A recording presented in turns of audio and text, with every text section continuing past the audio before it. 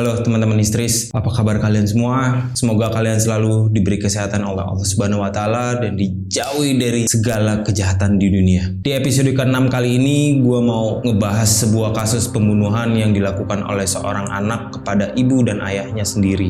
Dia nekat menusukkan sebuah pisau hingga 43 kali yang ngebuat ibunya tewas seketika. Lalu, bagaimana dengan ayahnya? Apa yang ngebuat seorang anak ini tega buat ngelakuin tindakan mengerikan kepada kedua orang tuanya? Gak usah nunggu lama-lama, kita bahas kasusnya di Histeria Criminal Story.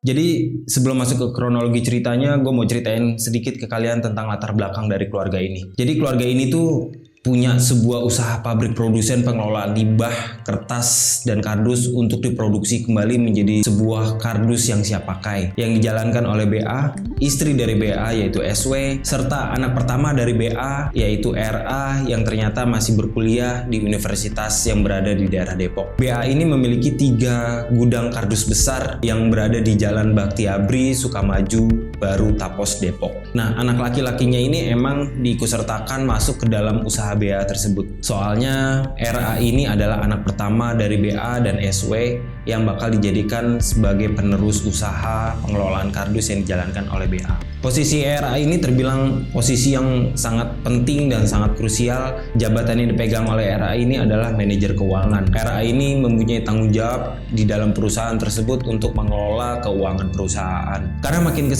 kesini ada kecurigaan yang ditimbulkan oleh ayahnya mengenai pengaturan keuangan yang diurus oleh RA. RA ini dianggap oleh bapaknya tidak transparan mengenai keuangan yang pada akhirnya timbullah cekcok di antara keluarga mereka, terutama BA dan RA. Sampai akhirnya tragedi pembunuhan terhadap SW dan BA itu menjadi mimpi buruk yang dialami oleh mereka. Kejadian ini berlangsung di daerah Kelurahan Sukamaju Baru, Kecamatan Tapos, Kota Depok pada hari Kamis tanggal 10 Agustus tahun 2023 yang tepatnya itu berada di rumah mereka. Di satu hari sebelum kejadian itu, pada tanggal 9 Agustus malam, BA ini sempat cekcok dengan RA karena RA ini dianggap menggelapkan uang perusahaan yang nilainya buat gue cukup fantastis, yaitu sekitar 675 juta rupiah yang diduga digelapkan oleh RA. Salah satu ucapan yang dilontarkan kepada BA kepada anaknya ini yang akhirnya ngebuat RA sakit hati di malam itu. Lo lahir sampai detik ini, coba sebutin satu aja yang ngebuat keluarga lu bangga. Dan kalimat inilah yang menjadi pemicu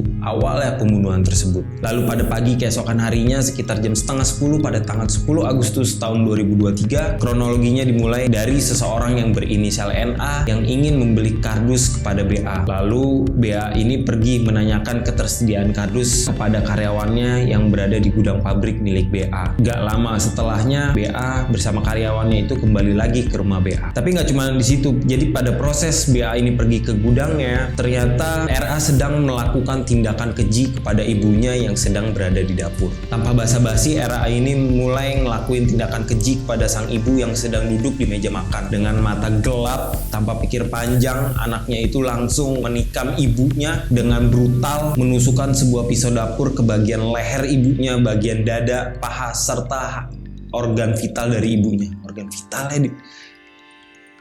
vital men. Dan akhirnya tanpa sempat ditolong, sang ibu tewas seketika. Menurut keterangan dari Polsek Cimanggis, terdapat 43 luka sayatan dan tusukan di bagian tubuh sang ibu.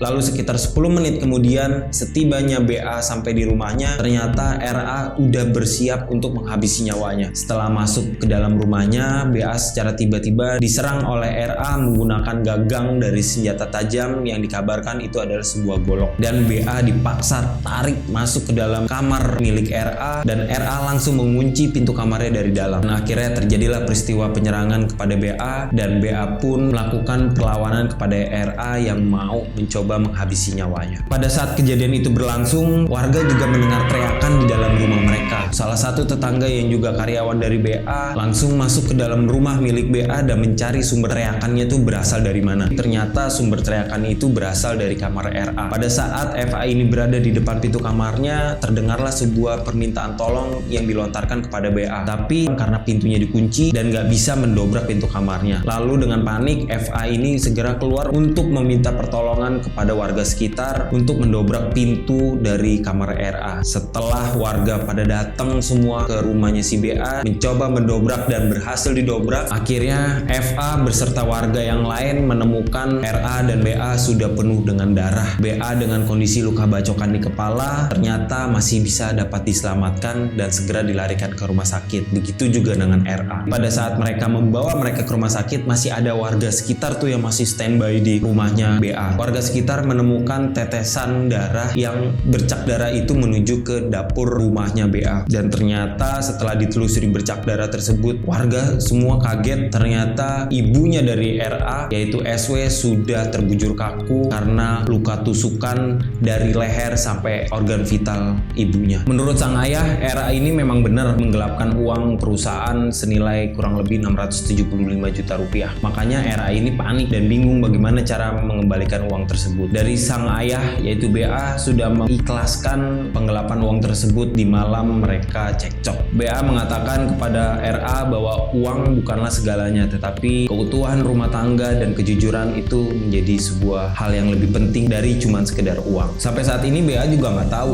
uang sebesar itu tuh dikemanakan oleh RA. Cuman BA ini mengatakan bahwa RA ini adalah anak yang loyal kepada teman-temannya. RA pada saat bekerja dengan ayahnya pun, RA ini dibayar gajinya dengan layak dan mendapatkan fee dari perusahaan yang dia dapatkan. Tapi si RA ini sempat menyangkal dari tuduhan tersebut. Penggelapan uang senilai 675 juta yang dituduhkan kepada RA ini bukanlah sebagai penggelapan uang, tapi memang ada beberapa customer dari perusahaan BA ini yang belum membayarkan tagihannya kepada RA hingga terjadi delay, dan akhirnya pembayaran perusahaan BA ini juga tertunda kepada pemasok, dan inilah yang akhirnya membuat sang ayah BA naik pitam di malam itu. Jadi kejadian itu nggak semata-mata pada malam di saat bapaknya dari RA itu mengucapkan kalimat yang tidak mengenakan kepada si BA. Ternyata RA itu sudah memendam rasa sakit hatinya kepada kedua orang tuanya ini sudah lama. Dari informasi yang gue dapatin, kenapa RA ini dengan mudahnya ingin menghabisi nyawa kedua orang tuanya, ternyata dia sudah memendam rasa sakit hatinya sejak lama. Cekcok di malam hari sebelum pembunuhan itu terjadi itu hanya sebagai pemicu di mana RA ini sudah nggak bisa nahan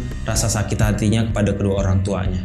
RA ini mengaku kepada pihak kepolisian bahwa dia memang sudah memendam rasa sakit hati kepada kedua orang tuanya dari semenjak dia SD hingga SMP. RA ini sering menjadi pelampiasan amarah kedua orang tuanya dan sering mendapatkan ucapan yang tidak enak dari kedua orang tuanya. Jadi ketika orang tuanya berantem itu semua dilampiaskan kepada si RA.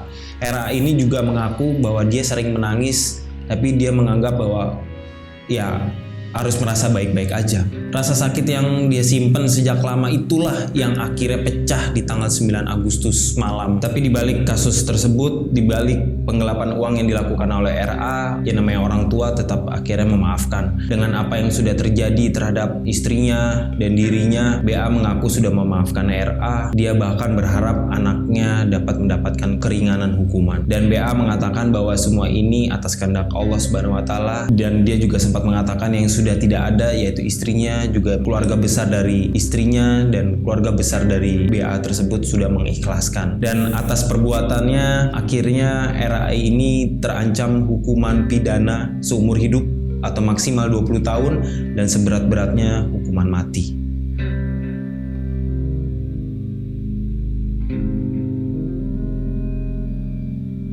Tapi teman-teman, dibalik kejadian ini yang namanya orang tua sebenci-bencinya sama anak tuh, sekesal-kesalnya sama anak dengan tingkah lakunya mereka, bahkan orang tuanya juga sempat kecewa dengan anaknya. Seperti yang terjadi pada keluarga BA ini, orang tua tuh tetap maafin anaknya gitu, mengasihi anaknya, karena gue yakin jika orang tua yang benar-benar sayang dan mengurus anaknya dengan benar, maaf mereka tuh lebih sangat besar daripada kekecewaan dan rasa sedih yang mereka rasain terhadap anaknya. Mulut atau ucapan adalah sesuatu hal yang menjadi doa yang dapat merubah seseorang menjadi manusia yang baik, bahkan manusia yang sangat mengerikan. Ya, jadi begitulah ceritanya dari sebuah kasus kriminalitas yang terjadi terhadap keluarga BA yang pelakunya yaitu adalah anaknya sendiri. Jika teman-teman punya cerita kasus kriminal yang buat kalian itu adalah hal yang mengerikan yang terjadi di sekitar kita dan ada pelajaran baik buat gue ceritain kepada kalian, silakan langsung aja komen di bawah agar gue bisa lihat dan gue bisa ceritain kepada kalian. Makasih banyak yang udah nonton, jaga diri kalian baik-baik. Gue Davin,